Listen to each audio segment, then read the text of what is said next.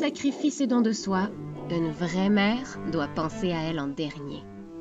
Car enfanter est un devoir biologique, mais la femme contemporaine, elle, a le choix. Elle a compris qu'il y avait d'autres formes d'accomplissement que celui d'avoir des enfants, de vivre sa féminité sans la maternité. Je me suis souvent sentie coupable parce que c'est difficile aujourd'hui d'avouer qu'on veut pas d'enfant. Tout le monde est comme « Ah, tu veux pas d'enfant? Ben non, je veux pas d'enfant. » Puis quand je dis mes raisons, c'est toujours « Ah, tu vas voir, tu vas changer d'idée plus tard. T'as juste 18 ans, ça va changer. T'as juste 22 ans, ça va changer. » Tu sais, ma vie, elle stagne, puis je me réalise plus, puis y a pas de futur pour moi parce que je veux pas d'enfant. Fait que c'est comme si ma vie s'arrêtait là. Je peux pas dire que mon choix est égoïste parce que ce serait égoïste de mettre un enfant au monde puis de savoir que je pourrais pas être la mère que je veux être pour cet enfant-là.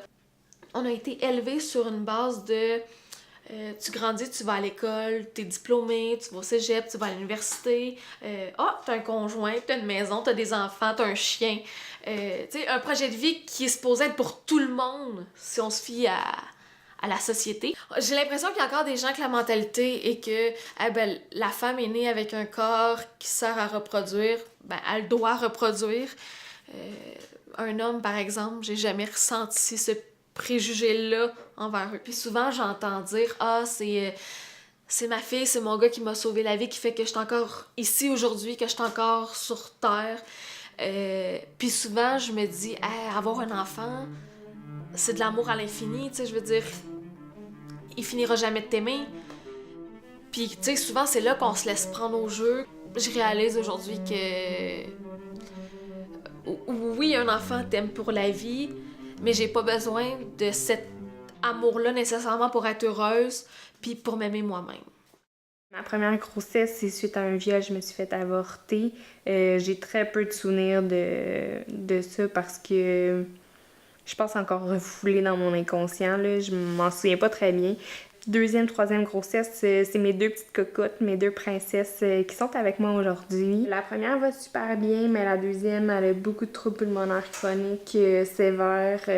Puis finalement, dernière grossesse, un autre avortement suite finalement au choix que j'ai fait parce que ma deuxième cocotte était malade. Quand je suis allée pour l'échographie, ils m'ont dit « Ah ben non madame, vous voulez vous faire avorter? On vous permet pas de voir l'échographie. » Tu sais, tu fais le choix de t'avorter, oui, je suis d'accord, mais en même temps, tu le fais pas le cœur rempli de joie, puis... Fait que j'ai trouvé ça vraiment horrible de pas avoir accès, tu sais, de juste le voir. Après ça, quand ça a été la date prévue de l'avortement, tout le monde se présente là à la même heure. Puis là, c'est le silence total, t'as pas le droit de parler, là, c'est écrit, il y a des affiches. Là, avant que tu passes, ils te demandent de préparer ton stérilet, parce que ça aussi, là, ils poussent très très très fort sur le stérilet, parce que c'est un moyen de contraception que tu peux pas retirer. C'est comme si justement ils pensaient qu'on utilisait l'avortement comme contraceptif, ce qui est pas du tout le cas de la majorité des gens. Tu sais, au final, je pense que toutes les personnes qui font ce choix-là l'ont fait dans l'intérêt de l'enfant à naître. Ma fille, Lisa, qui est malade, elle m'inspire à tous les jours parce que même moi, des fois, j'ai de la difficulté à me battre, là. Genre, tu sais, des fois, je me lève le matin puis je me dis « Donne-moi juste assez de courage pour que je fasse ma journée. » Puis là, elle arrive tout sourire dans ma chambre. « Allô, maman? » Puis ça y est, je l'ai, mon courage. Puis elle est incroyablement forte. Puis je me dis, ben si elle se bat pour moi, moi je vais me battre pour elle. Puis go, on fonce. On a appris que j'étais enceinte au mois d'octobre. Puis à l'éco-dating, ils se sont rendus compte dans le fond que le cœur du fœtus de l'embryon ne battait pas. Dans le fond, j'avais 3 choix là, parce que l'embryon était resté accroché à l'intérieur. Fait que c'était ou bien de faire un curetage, ou bien de provoquer l'avortement, dans le fond, là, avec la médication, ou d'attendre tout simplement que l'embryon sorte par lui-même. Pour moi, il n'était pas question que j'attende qu'il sorte toute seule, là, parce que là, ça me pensait d'avoir un petit fœtus, une petite tête morte en dedans, j'étais vraiment pas à l'aise avec ça. Fait que j'ai fait l'avortement, dans le fond, à la maison, là, ils te donnent des pilules, puis dans le fond, c'est intravaginal, là, t'insères ça, puis ça provoque les contractions, puis c'est comme un petit accouchement, dans le fond, là, t'accouches... t'évacues tout ce qui est le petit embryon, tout ce qui allait avec, là.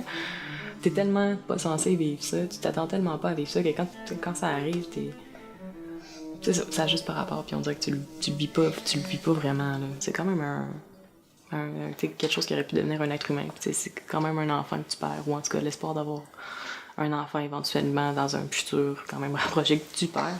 Tout allait super bien, jusqu'à temps que le médecin fasse la rupture de la poche. Puis quand il a fait la rupture de la poche, ben j'ai des veines qui ont éclaté. Fait que le cœur de mon garçon a arrêté.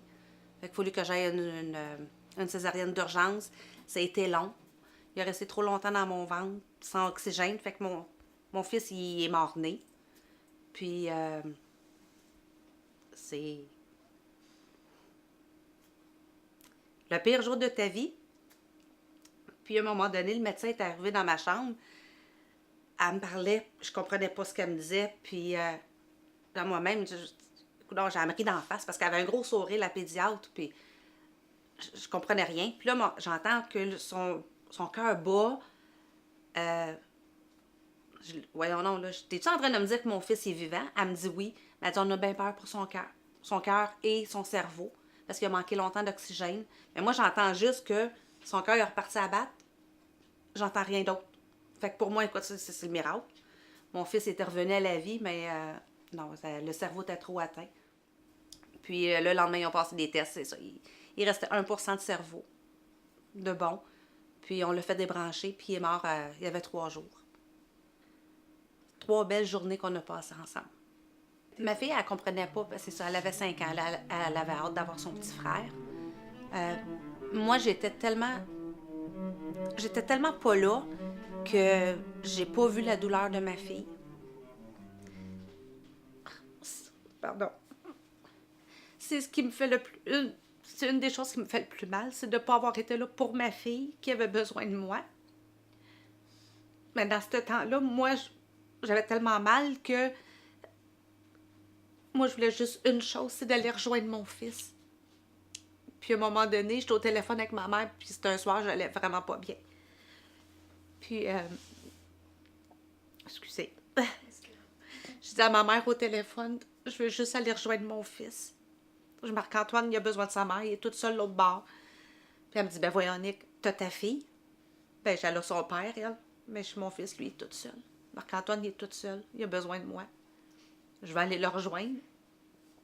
Puis quand je me suis tournée, parce que j'ai entendu du bruit, ma fille était dans le coin du passage, les joues pleines de larmes, puis elle s'est revirée, puis elle flayait dans sa chambre bien vite. Ça déchire le cœur d'une mère aussi.